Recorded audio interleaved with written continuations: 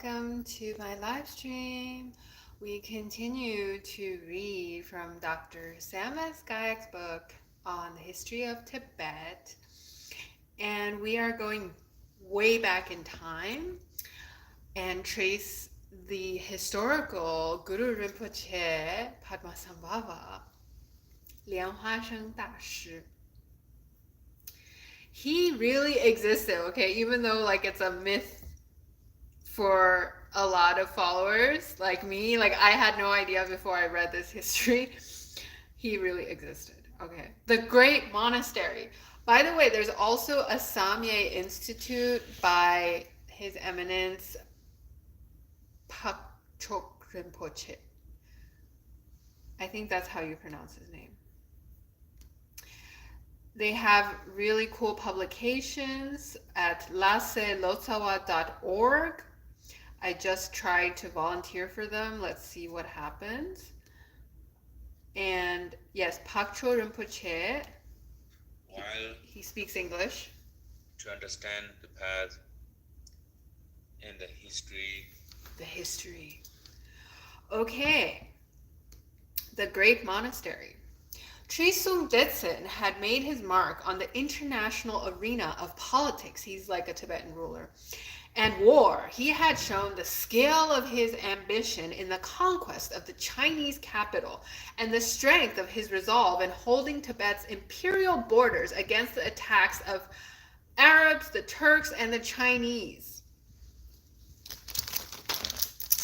War and conquest. In this, he had surpassed the achievements of his ancestors, even Songtsen Gampo, the greatest of the temples. I think tempo is like a Tibetan term for ruler. And he had similar ambitions for Buddhism in Tibet. Everything that had been done by his predecessors in a haphazard and piecemeal fashion, he would do properly.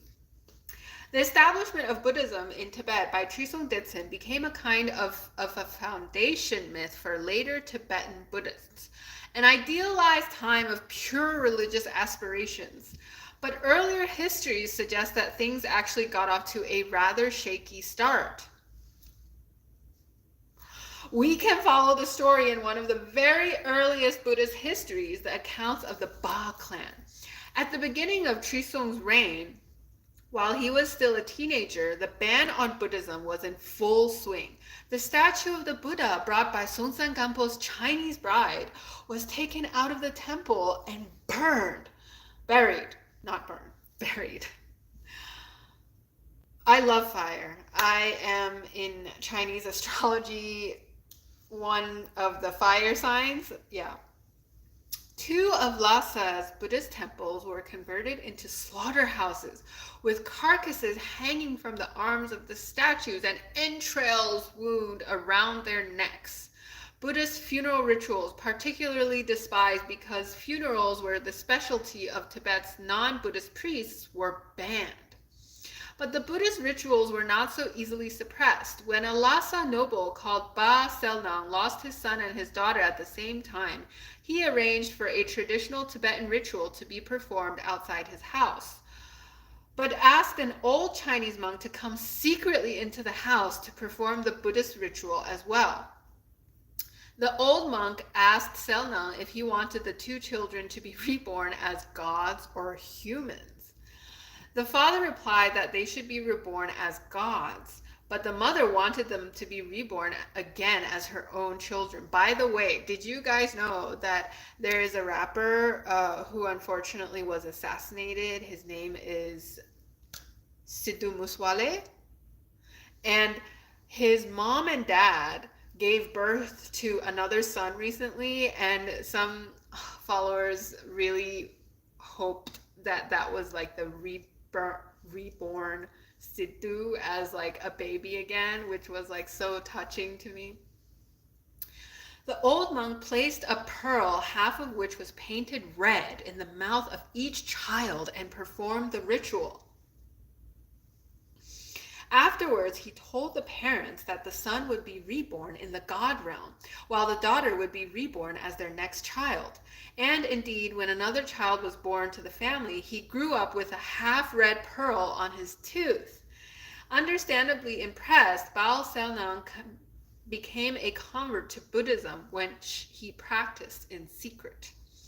When Trisung Detsen wanted somebody to find a high-ranking Buddhist teacher, Ba Selnang put himself forward.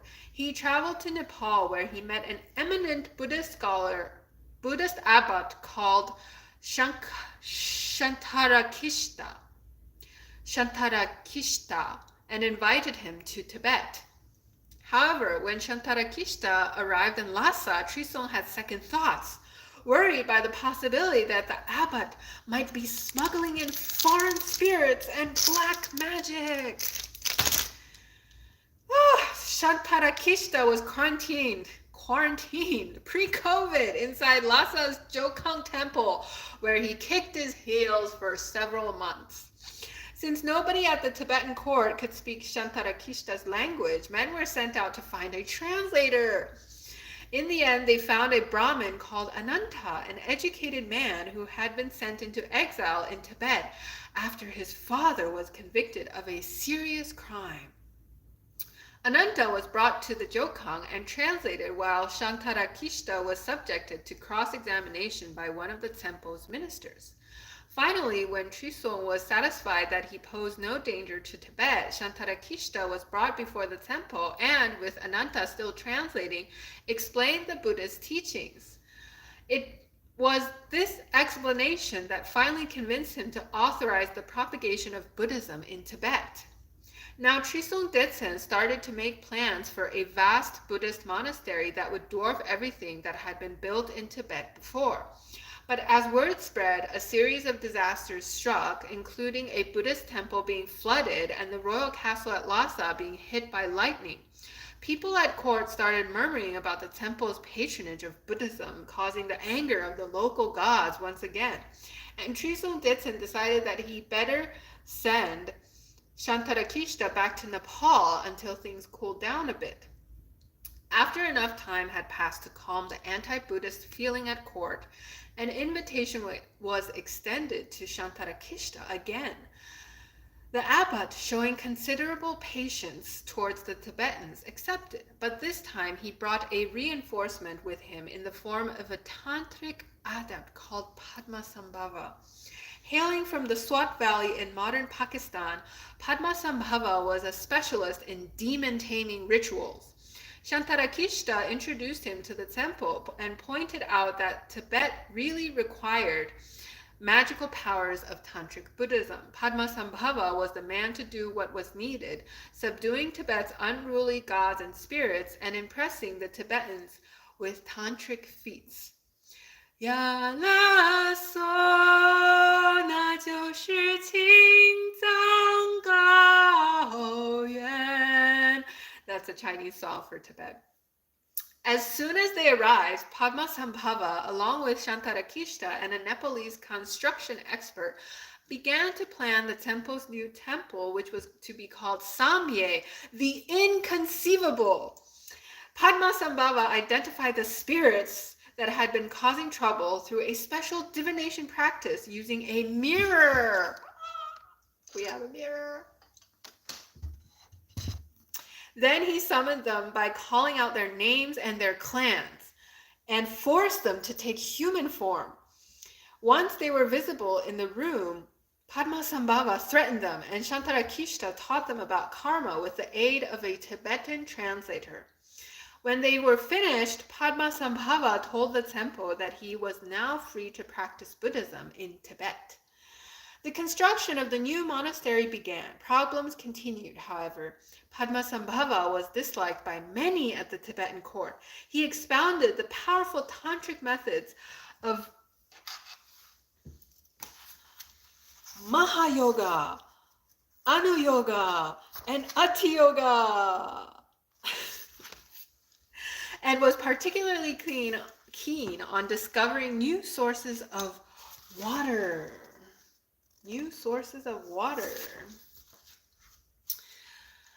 He introduced irrigation to transform the landscape around Lhasa. But coming from a foreigner, these ambitious plans seemed to annoy the Tibetan nobles. Some of them started a whispering campaign against Padmasambhava, suggesting that he was intending to seize power from Tsempo. These rumors had their desired effect when Trisong Detsen began to be suspicious of the foreign sorcerer.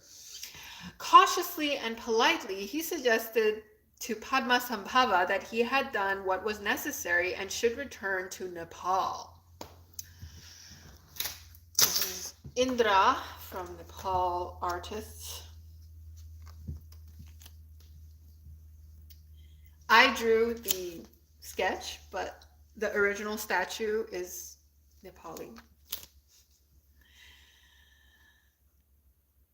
Padmasambhava was angry. I thought, he said afterwards, that the teachings could be established firmly in the land of Tibet so that the whole country could be led to virtue and become a prosperous and happy land. But the Tsempo was narrow-minded and greatly jealous and suspected that I might seize his political power. I don't even desire universal power. How could I want the power of such a king? He left Lhasa, but still afraid that Padmasambhava would somehow bring it harm, the Tibetan court sent archers after him. Padmasambhava made these would-be assassins freeze like paintings and continued his way unharmed.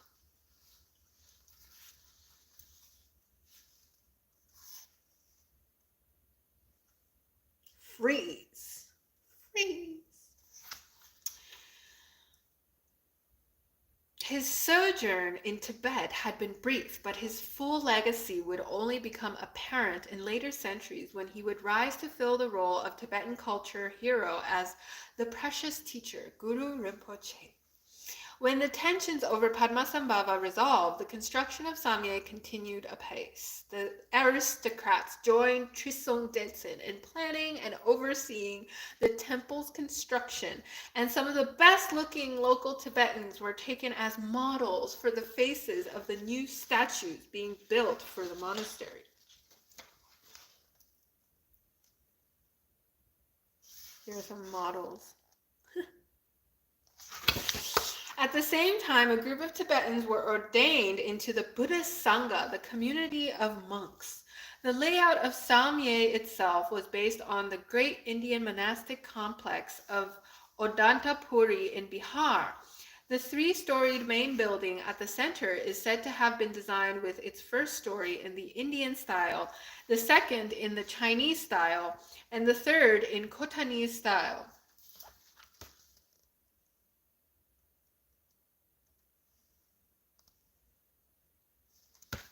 Four temples surrounded it in each of the four directions, and a boundary wall encircled the whole complex. The monastery also reflected an Indian idea of the map of the world, with the axis mundi of Mount Meru at the center and the four outlying continents in each of the four cardinal directions. Sorcerer.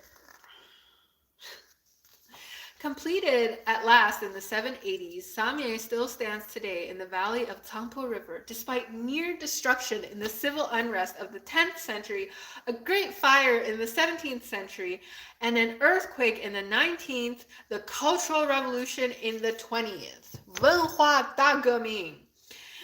Though another story was subsequently added to the main temple and other buildings were constructed within the perimeter wall, Samye preserves Trisong Detsen's original design plan.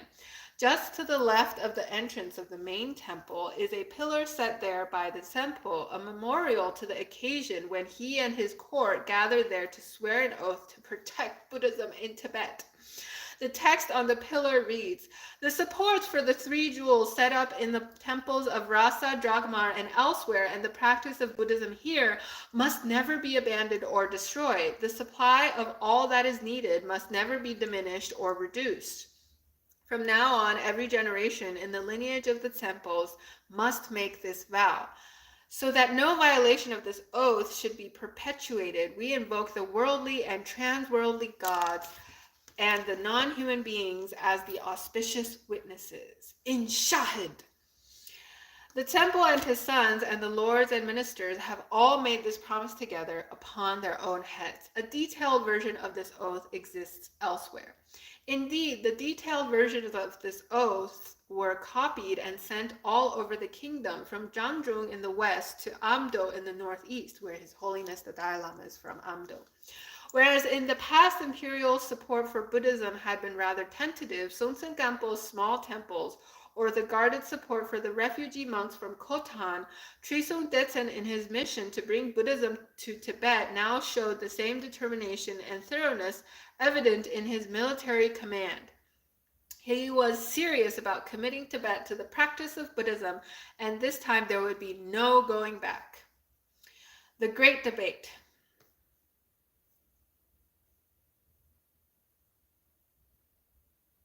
There was a dispute among Buddhists, and then they were both good Buddhists of the Great Vehicle and agreed on the basic principle that samsara was a product of deluded thoughts and emotions, and they agreed that ultimately there were no permanent and independent things, both the personal self and the external phenomena being part of a network of interdependence, existing only in a relative sense. This insight, known as emptiness, is expressed in the words of the Heart Sutra. Form is emptiness, and emptiness is form. 色即是空，空即是色. What the two sides disagreed about how that insight was to be realized. As Mohayan stepped up to begin the debate, he put his position very succinctly, saying that it was only by stopping ordinary thought that the cycle of samsara could come to an end. Both virtuous and sinful actions, the very distinction between them belonging to ordinary thought, were part of the problem. They were like black and white clouds, both blocked out the sun. The Buddha's teachings on the practice of virtue were for his duller disciples. The sharpest could get straight to the point by abandoning ordinary thought. Then Kamala Shila stepped up, bristling with philosophical refutations. Mohayan's whole approach went against his scholarly training. Real wisdom, he said, came about through analytical insight. To abandon analysis would be to cut off wisdom at its root.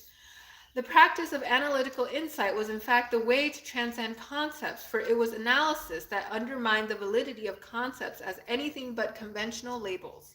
So, for Kamala Shila, the Chinese teacher's attempt to achieve the state of non-conceptualization without analysis was not a genuine method, and would just result in a state akin to that of someone who has fainted, a practice of stupidity, as he put it.